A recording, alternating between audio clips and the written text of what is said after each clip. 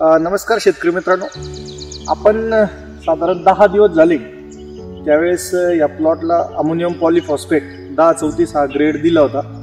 तो ग्रेड एकाच बेडला आपण दिला होता आणि तो देण्याचा उद्देश आपला एकच होता की खतं दिल्याने अद्रकला कंदकुज लागते, तर ती खरंच लागते का हे आपल्याला बघायचं होतं. तर रिअल जी कंडिशन आहे आता इथं आपण ती दाखवण्याचा प्रयत्न करू. हा 6 नंबरचा बेड आहे. 1 2 3 4 5 आणि हा 6 नंबरचा बेड आणि ते बघा तिथं आपण त्या नळीतून खत सोडलं होतं. तर आता आपण पूर्ण बेड बघू याला खरंच कंदकुज लागली की नाही लागली, म्हणजे खत सोडल्यानंतर याला कंदकुज लागली की नाही लागली. आता आपण पूर्ण बेड दाखवू.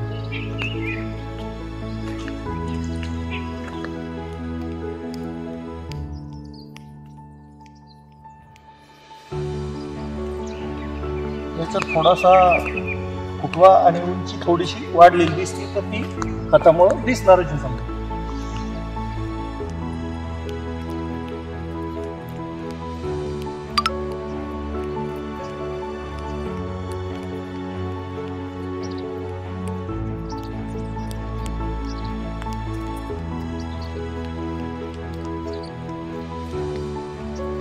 तुम्हाला कदाचित व्हिडिओमध्ये लक्षात येणार नाही, परंतु याच्यामध्ये थोडंसं फुटवा, उंची आणि हिरवेपणा पण एक्स्ट्रा जाणवतोय, तर तो खतामुळं साहजिक आहे की दिसणार.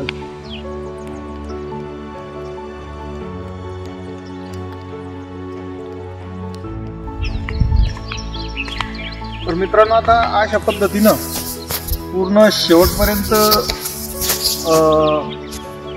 तुम्हाला हे आपण दाखवलं पूर्ण हा बेड पूर्ण. तर याच्यामध्ये कुठेही कंदकुज लागलेली नाही, उलट थोडासा फुटवा याच्यामध्ये वाढताना दिसला, उंची थोडीशी दिसली आणि कलर पण दिसला. तर खतामुळं बाकी तर रिझल्ट येतातच, त्याचे शंका नाही, पण खतामुळं कंदकुज लागते का हा एक आपल्याला मेन मुद्दा होता आणि त्याच्यावरती आपण आता प्रात्यक्षिक इथं केलं.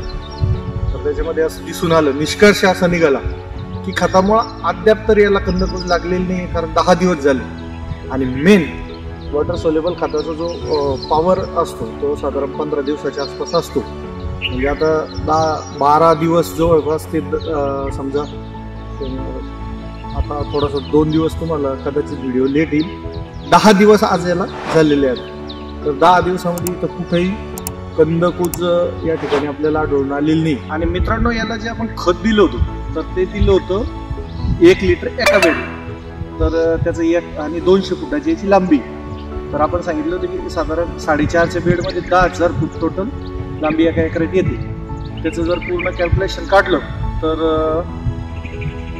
आपलं टोटल जे खत एका एकराला गेलं समजा ह्या प्रमाणात, तर ते जात आहे 50 लिटर एकरी. म्हणजे अतिशय हेवी डोस आपण इथं घेतला होता, जो की 4 लिटर फक्त अमोनियम पॉलीफॉस्फेट हे एकरी लागतं. तरी तर आपण 50 लिटर एकरी या प्रमाणात एका बेडला 1 लिटर असं दिलं होतं. तर याच्यावरून तुम्ही लक्षात घ्या, एवढा हेवी डोस असताना सुद्धा इथं कुठेही कंदकुज आपल्याला आढळून आली नाही. तर असेच प्रयोग तुम्ही स्वतः करा. कधी कधी काय होतं की कोणी तर काहीतरी सांगतं आणि त्याच्यामुळं आपल्याला पण असं वाटतं की खरंच त्यामुळं कंदकुज लागते की काय. वाटल्यास ह्याच बेडचा आणखी एखाद्या महिन्यानंतर सुद्धा आपण व्हिडिओ घेऊ. जर सगळ्याच प्लॉटमध्ये कंदकुज लागलेली असेल तर मग ती गोष्ट वेगळी, परंतु ह्या एका बेडला आणि पूर्ण प्लॉटला जर लागलेली नसेल तर या एका बेडचा निश्चित आपण व्हिडिओ घेऊ. आज हा प्लॉट पूर्णपणे एकदम हे सक्षम आहे, कुठेही त्याला कंदकुज वगैरे लागलेली नाही. आणि विशेष म्हणजे ह्या प्लॉटची लागवड 28 जूनची, म्हणजे खूप उशिरा लागवड या प्लॉटची झाली. तर निश्चित तुम्ही याच्यातून काय तुम्हाला शिकता येईल हे बघा.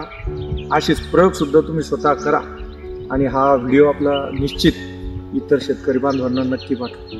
धन्यवाद.